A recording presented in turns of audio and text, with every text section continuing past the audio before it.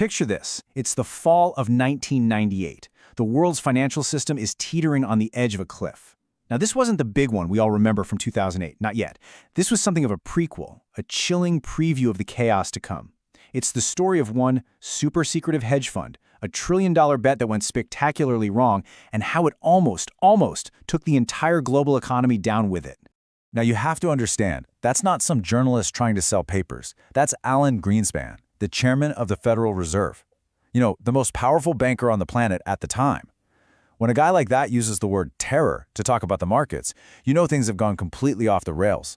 The panic was very, very real. And that's really the big question we're going to dig into. How on earth did this happen? I mean, we're not talking about some rogue trader having a bad day. This was a firm packed with certified geniuses, people who thought they had created a virtually risk-free money machine. So how did they get it so wrong? And more importantly, why did their failure threaten to sink everybody else? To get to the bottom of this, we've got to go inside the firm at the heart of the storm. It was called long-term capital management, or LTCM for short. And believe me, this was no ordinary hedge fund. No, this place was the financial equivalent of the '92 Olympic Dream Team. We're talking Wall Street legends, star traders. They even had 2 Nobel Prize winners on board, Myron Scholes and Robert Merton. These guys had literally written the textbook on how to price financial risk. So if you were an investor, you thought you were betting on the absolute smartest guys in any room. So what was their big idea? Well, their main strategy was something called convergence trading. And honestly, it sounds pretty simple, almost foolproof. You take 2 assets that are basically linked. Think of the 2 different classes of shell stock, for example. If some market weirdness makes one cheaper than the other, you just buy the cheap one and sell the expensive one. Then you just wait. Eventually, that price gap snaps back to normal, it converges, and you make a small, tidy profit. It was like picking up nickels off the street. Seemed like a sure thing. But here's the catch. How do you get rich picking up nickels? Well, you do it millions and millions of times, and to do that, you need a secret ingredient: leverage. A ton of it. LTCM borrowed insane amounts of money to turn all those tiny, guaranteed bets into gigantic profits. And for a while, man, it worked like a charm. But leverage? Well, it's a double-edged sword. It makes your wins bigger, but it also makes your losses absolutely catastrophic. Okay, so to really grasp the danger here, you have to understand the sheer scale of what they were doing. Let's break it down. Part 1, they start with a pretty big pile of cash from their investors, about $4.7 billion. Seems like a lot, right? Well, that was just the beginning. They took that money and used it as collateral to borrow and borrow and borrow some more.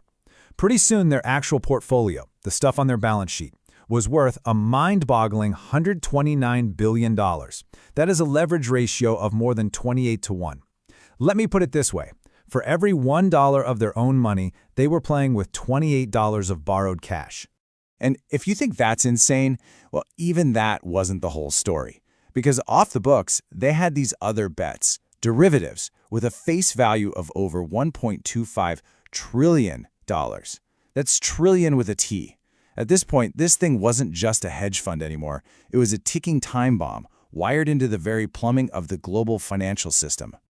Now, the geniuses at LTCM, they thought they had it all figured out. Their complex computer models had supposedly calculated every possible risk. But first, the thing about models.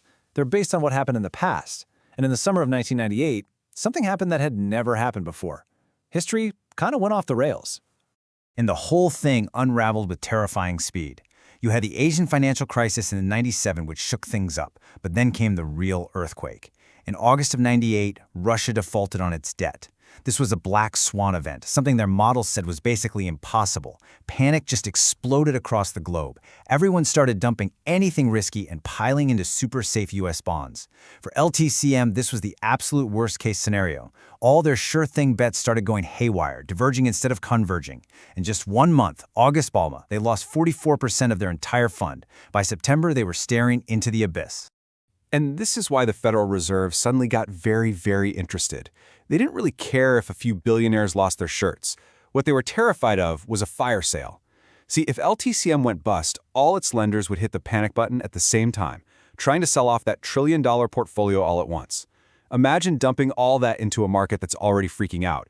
Prices would crash, nobody would be buying, and the whole system could just freeze.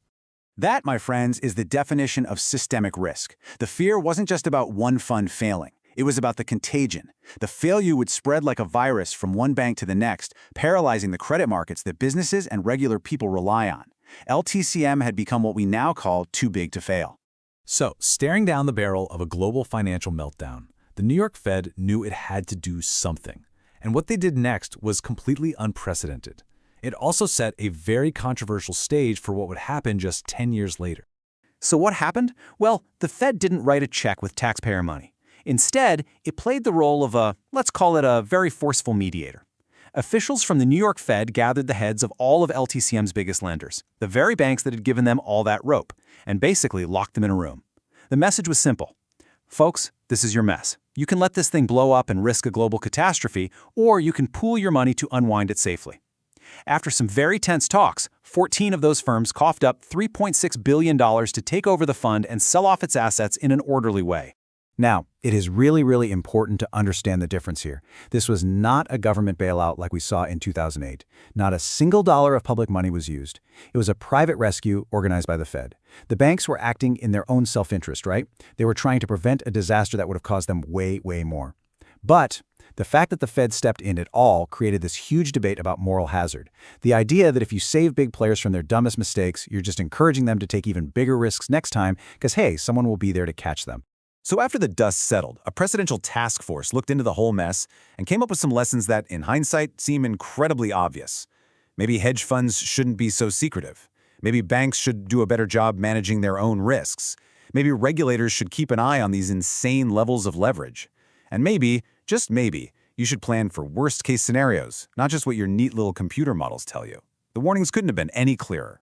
And that really brings us to the final haunting question. LTCM was a dress rehearsal for 2008. It was the fire alarm going off. It showed the whole world how leverage in these complex new financial toys could create a threat to the entire global economy. The alarms were ringing loud and clear. And a decade later, the whole world found out, in the most painful way possible, whether anyone had actually been listening. This is not financial advice.